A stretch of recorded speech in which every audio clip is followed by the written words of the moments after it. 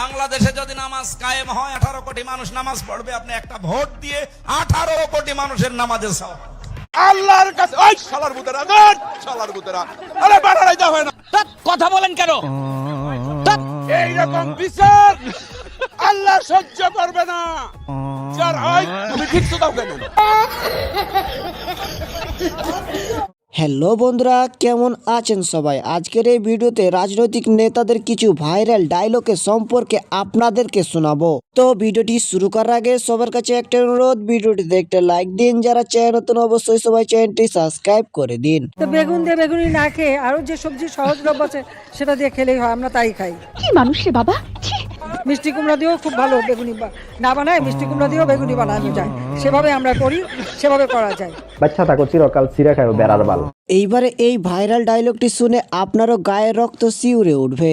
করেছে তারা দেশের শত্রু, জাতির শত্রু, জনগণের শত্রু, এই বাংলাদেশের শত্রু। এই দেশে আজকে আমরা সকলে মিলে আছি, আমাদের সকলের শত্রু, এবং সেই শত্রু যদি যেই হোক তাকে আমরা স্পেয়ার করব না। দ্বিতীয়ত হচ্ছে না, শত্রু identified, we are open, we are looking for শত্রু।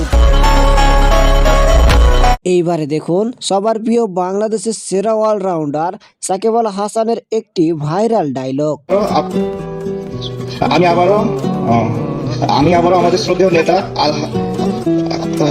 আমি আবার ক্লান্ত পথচারী, এই কাঁটার মুকুট লাগে ভারী। আরে ভাই সরি, দুঃখিত। সরি বললেই সব সমস্যার সমাধান হয়ে যাবে। সাকিব আল হাসান শুধু ক্রিকেটেই নয়, এমন কোনো জিনিস নেই যেখানে অলরাউন্ডার নয় এই সাকিব ভাই। তো আমাকে সবাই বলছে যে হাত নাড়াতে হয় সবাইকে দেখলে, তো আমি এখন মোটামুটি সবাইকে দেখে হাত নাড়ানোর চেষ্টা করছি।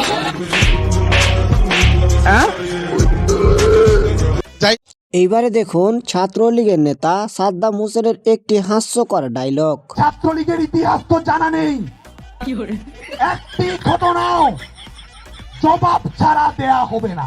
আমার মাফ করে দেন হুজুর, আমার ভুল হয়ে গেছে। কোথায় কে কি করছেন না করছেন সবকিছু আমরা দেখছি, জানছি, অবগত থাকি। এইবার ছাত্রলীগকে নিয়ে এই আপুটা কি বলে শুনুন। লীগের এই হাজার হাজার ছাত্রদেরকে দেখে কেউ যদি ভয়ে লেজ গুটিয়ে পালায়, তাহলে তার দায়ভার তো বাংলাদেশ ছাত্রলীগ নিবে না।